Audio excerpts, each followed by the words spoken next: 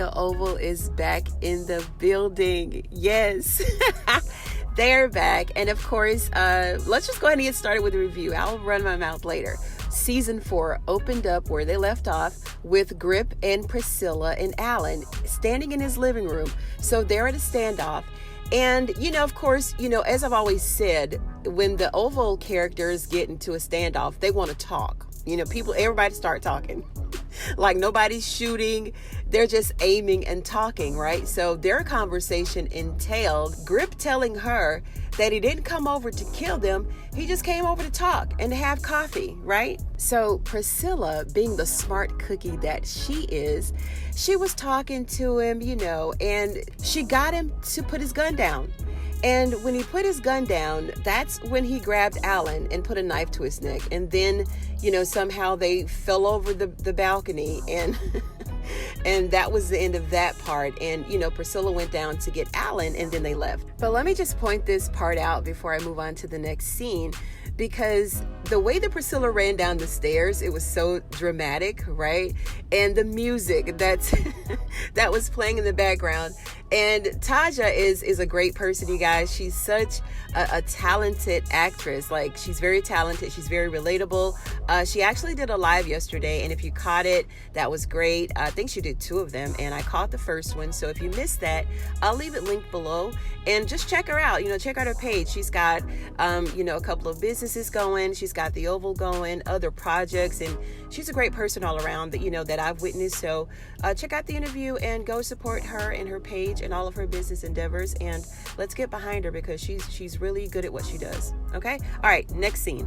And in this next scene, guys, at the very, very beginning, I think it was maybe 2 or 3 seconds into the scene, and up pops Nancy like she's back in 1927 slave movie.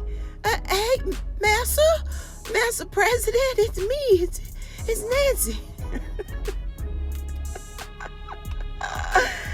Oh my gosh, I hated Hunter in this moment. Like, I don't like his character anyway, and of course, he's doing a great job. But this part, right, it was so condescending. Okay, of course, she's excited because the president is in her home, right? So she doesn't know Hunter like we know Hunter. So I had to forgive that mentality that she's in right now. I didn't like this the first couple of seconds of this scene. And, she's like, hi, I'm Richard's wife. And then Hunter goes, oh, the butler? Like, are you serious? Richard is more than the butler, sir. He's the head butler. Okay. And besides the fact that Nancy was head over heels with having the president standing in her living room and the 3 blind mice chilling over here on the couch, there's nothing really much to take away other than the fact that this man will move heaven and earth for some brown cooch, won't he? And he told Sharon that 20 years from now that she was going to be just like Nancy because she didn't take the money and the cars that he offered her. And as we can see, our president has not grown at all. He's still the same old Hunter that he's always been. And as he was leaving, guess who he ran into? Miss Jody. Miss Jody is back on the scene, and she let him know exactly how she felt about him. She's not one of his favorite people, I can tell you that. And while he's over there flirting with her, she wants to flirt with Alonzo. Talking about giving him some brown meat. So I'm done. Then we move on to Bobby and Kyle.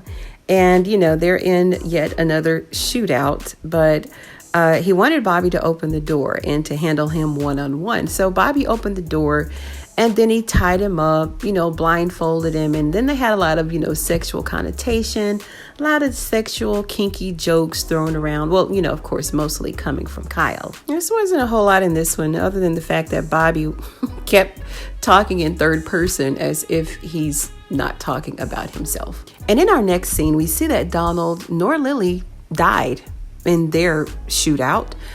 They were saved by the guards who finally came to rescue them. And Donald doesn't want to go to the hospital. He said that he wants the doctor to come to them. And he told the guards to not let Lily leave. And this was really a crazy scene because he was cussing her out. He was calling her all kinds of B words and she was spitting at him. It was just kind of disgusting, but that's what they do. And it's still left to question who actually shot Lily. That never came up. Then we cut back to Hunter and Alonzo. I don't know, these scenes were really, really short.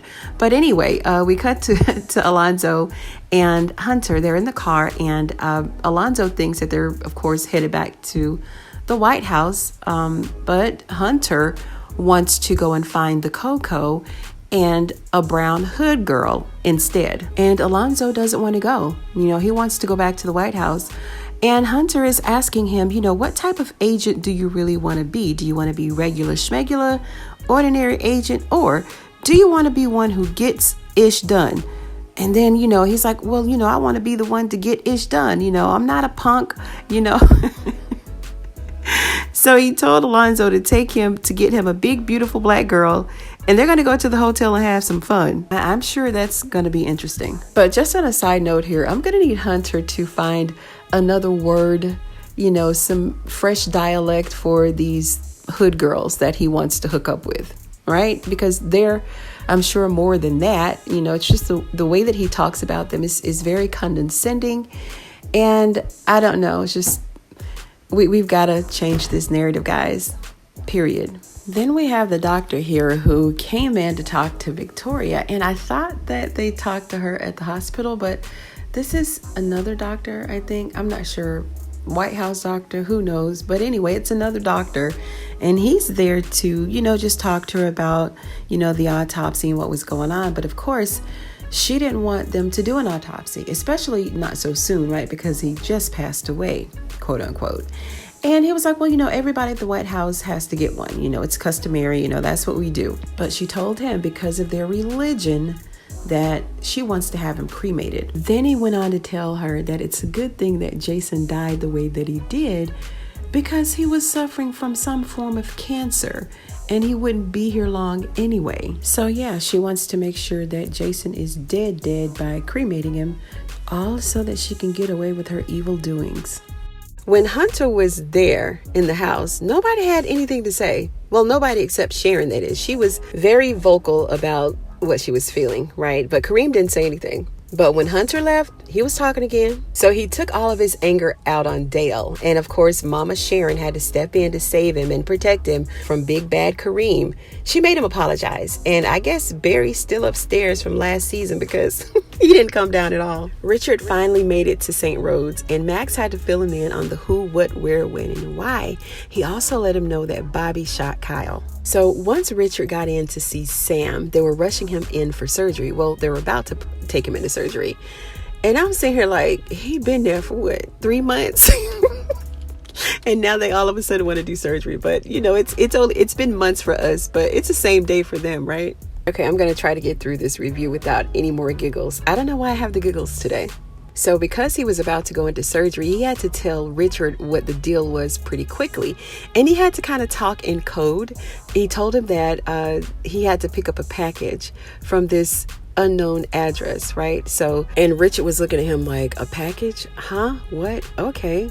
Well, then Sam gave him the code of Ferris wheel. And then he also mentioned Priscilla too and told him, not to tell anybody and, just all the things that you say before you go under, right? So Richard agreed, and then it went to the next scene. So Alan wants to know how Priscilla knew everything. She knew that Grip was going to show up at his apartment, right? And we know that she can't tell Alan that her and Richard are with the CIA. And she's trying to reach Sam. She's trying to reach the vice president because, they all got to go to this meeting. But they don't pick up. And because she wouldn't tell Alan what was going on, he got a bit anxious. So Max gave Bobby a call while he was in the cell with Killer Kyle. And he wanted to let Bobby know that he was on his way to, wrap his hands around Kyle's neck. Last season, Max had it in for Kyle, and here is the opportunity for him to do just that. Kyle advised Bobby to stop trying to fight that Hunter machine. He wants him to give up, but that's the last thing that they're going to do. So then we cut back to Donald and Lily, where Lily is screaming like she's losing her mind, literally. And Grip had to break the news to Donald that Priscilla and Alan got away. So Donald wants him to stab himself in the head. Just take yourself out, bro. You're worthless. You're useless to me. You couldn't complete the assignment, so you got to go. And I'm really with Donald on the fact that Lily needs to shut up. Girl, shut, please. So Priscilla made it to Nancy's house, her and Alan, and Nancy's trying to reach Richard. You know, they all have to go to this meeting, right? But Richard can't go home because he's on a mission for Sam. He made it to the address that Sam gave to him. And I'm assuming he gave that Ferris wheel code to the guy standing there with the gun, because that was the magic word for him to come right on in. Then Richard enters the room. He asks the guy, hey, I know him. Is that the president's son? And there lies Jason. Alive. He's alive. And that ended the scene. Thank you for joining me, you guys. Thanks so much for listening and tuning in to Ruthless TV. If you're a fan of The Oval, go ahead and subscribe to this channel. And if you like this video, give it a thumbs up. You know I'd appreciate it. Thanks once again for joining me, you guys, and I'll see you on the next one.